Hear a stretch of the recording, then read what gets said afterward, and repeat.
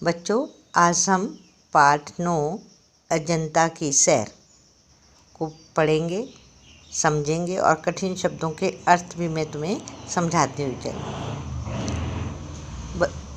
बच्चों, आप जो है गर्मी की छुट्टियां होती हैं, ग्रीष्मकालीन अवकाश, उसमें आप नाना नानी के पास जाते हो या मामा मामी के पास जाते हो ना, और वहाँ पर जो है घूमते फिरते हो, वहाँ की जो देखने लायक चीज़ें होती हैं उनको देखते हो। इसी प्रकार से इस पाठ में भी आपकी ऐसे ही जो है बच्चा अपने मामा जी के घर जाता है, और उसके मामा जी कहाँ रहते हैं? महाराष्ट्र में रहते हैं। तो वो वहाँ पर जो है घूमने मामा जी उनको लेकर जाते हैं बच्चों को।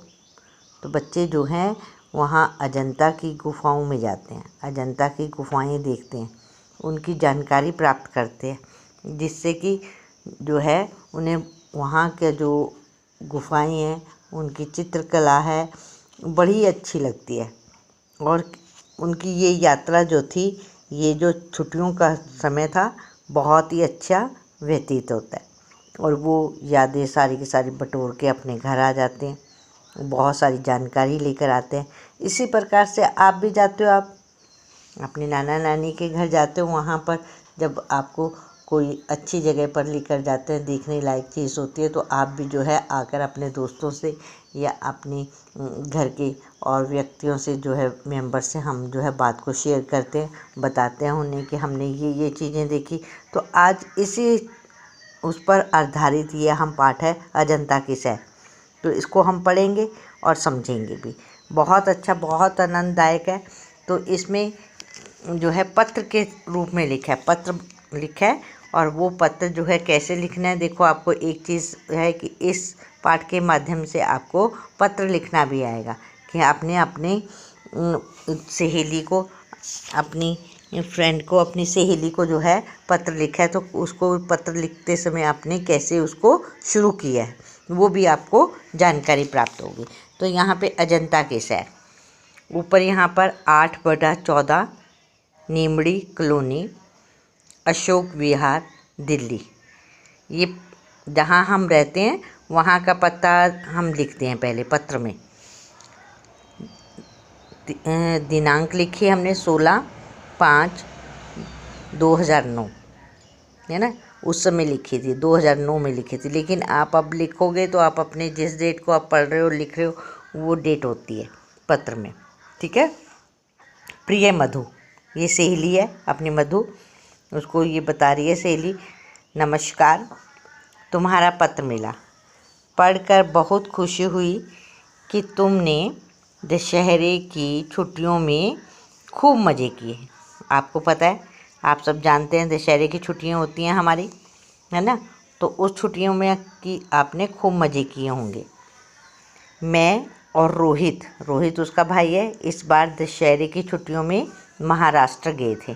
महाराष्ट्र पता है आपको? महाराष्ट्र एक हमारा ज़िला है ना, तो वहाँ पर गए थे अपने मामा जी के घर, वहाँ पे इसके मामा जी रहते हैं, उनके घर गए थे।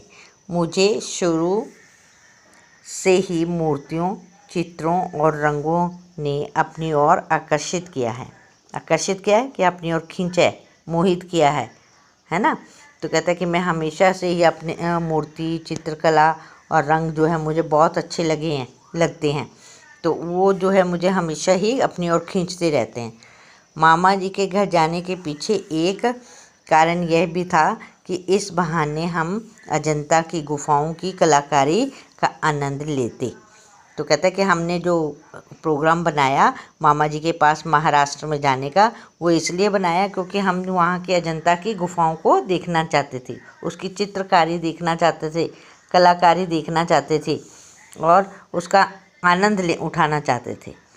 हम सपरिवार यानी कि पूरा परिवार रेलगाड़ी से मामा जी के घर जा पहुँचे। रेलगाड़ी के द्वारा हम मामा जी के घर गए। मामा जी हमें देखकर बहुत खुश हुए, और हम उन सब से मिलकर, कि मामा जी हमें देखकर खुश हुए, हम उनको देखकर बहुत खुश हुए, उनसे मिलकर बहुत खुश हुए। सुबह होते ही हम एक अलग सपनों की दुनिया में पहुंच गए, क्योंकि हमारी जो दुनिया थी, जैसे ही हम उठे तो हमने जो है जाने का प्रोग्राम बनाया, तो हम अलग ही दुनिया में थे।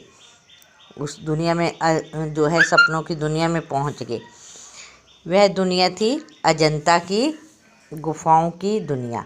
कि हमने जब मामा जी ने कहा कि आज हम अजंता की गुफाएं देखने जाएंगे, तो क्या था, अजंता की गुफाओं के बारे में सोचने लगे और सपनों में खो गए कि पता नहीं कैसे होंगे, कैसे नहीं होंगे, है ना, कैसी गुफा होगी।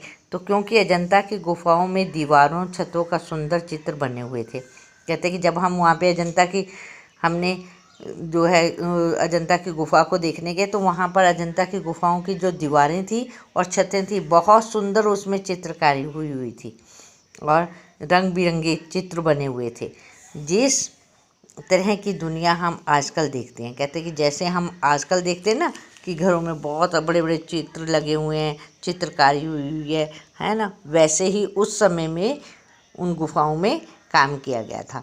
वहाँ के शहर कस्बों की इमारतों की दीवारें आमतौर पर सपाट, सीधी और कोरी होती हैं। कहते कि उस समय वहाँ के जो शहर थे, कस्बे की इमारतें थी और उनकी जो दीवारें थी वो बिल्कुल सीधी और बिल्कुल प्लेन होती थी, कोरी होती थी, खाली होती थी।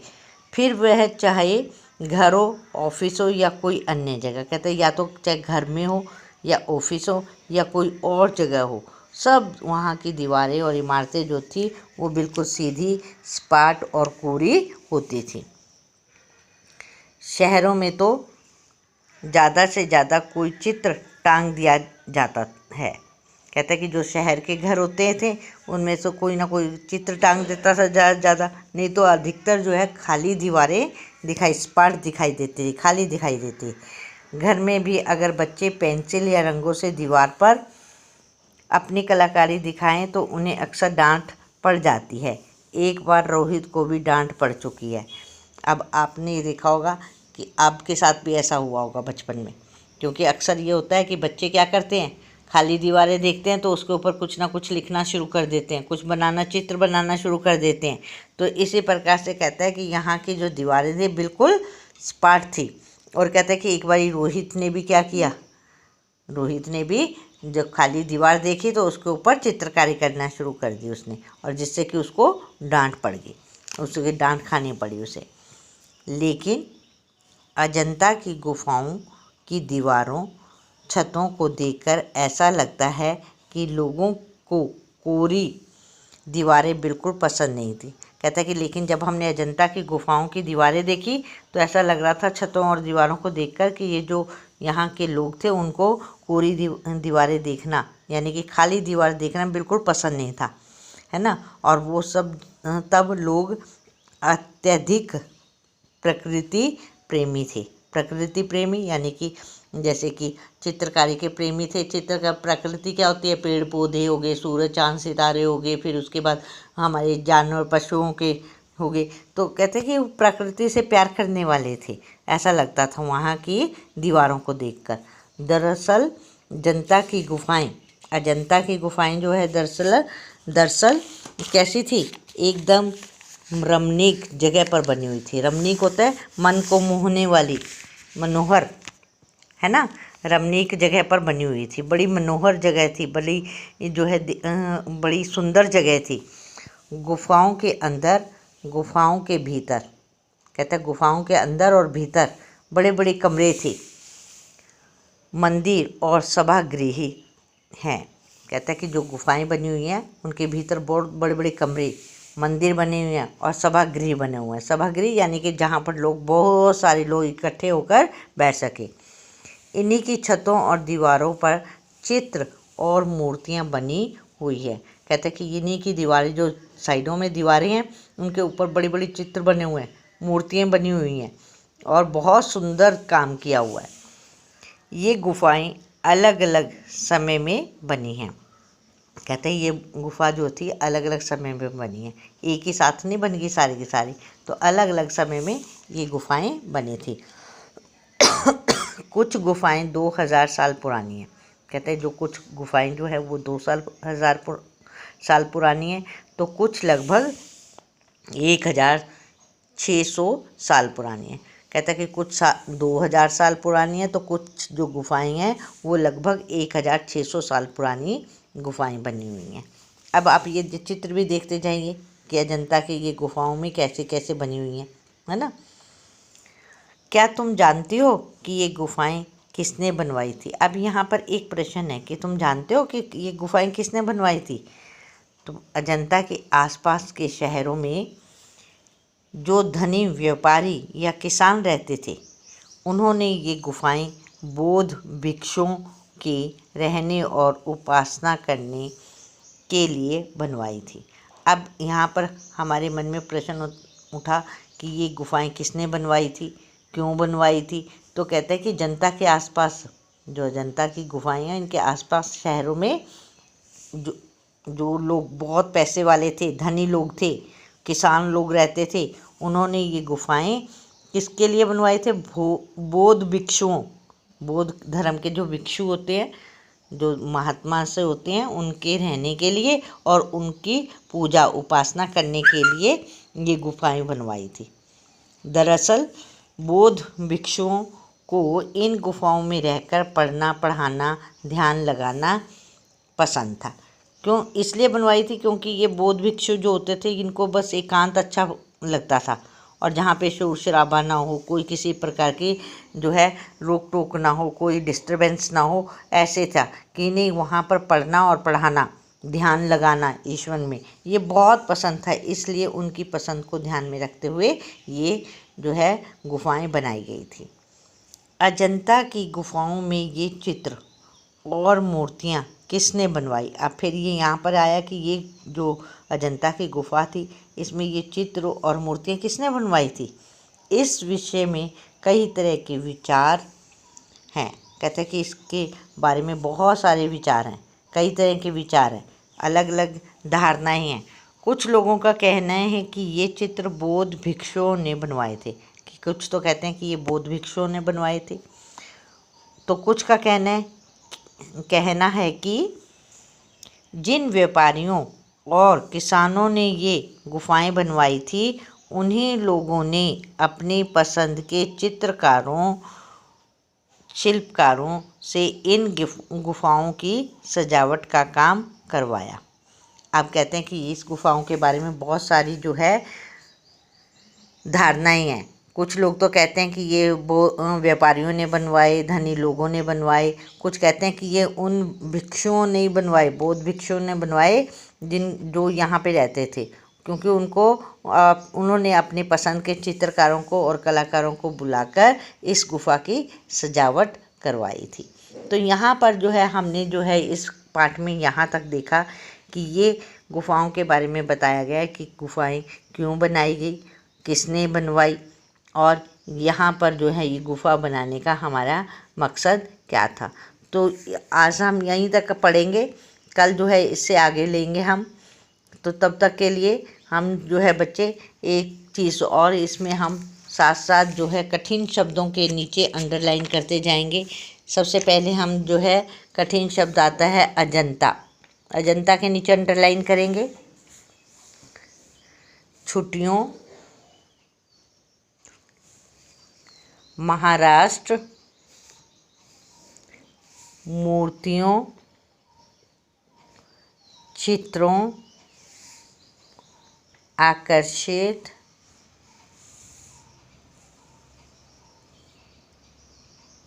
गुफाओं,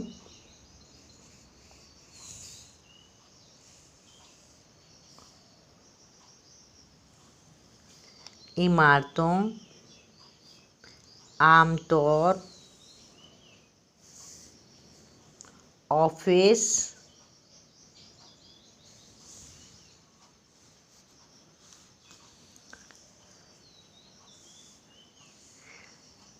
अत्यधिक,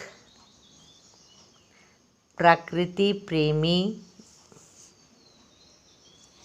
नेक्स्ट पेज पर आ जाइए। रमणीक, अत्यंत, सभागृह,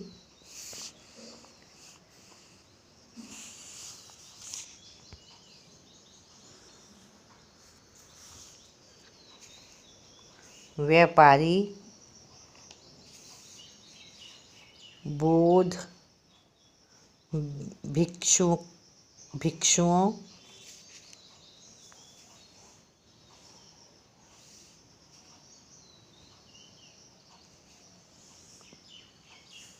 व्यापारियों, शिल्पकारों, चित्रकारों। तो इस प्रकार से बच्चों हमने यहाँ तक पाठ को पढ़ा और कठिन शब्दों को भी देखा। इन कठिन शब्दों को आपने याद करना है और इनको लिखने का अभ्यास भी करना है। अशुद्धियाँ होने पर उन अशुद्धियों को आपने 3-3 बार अपनी नोटबुक में लिख कर देखेंगे और इस पाठ को आप आज जो है पढ़ेंगे भी।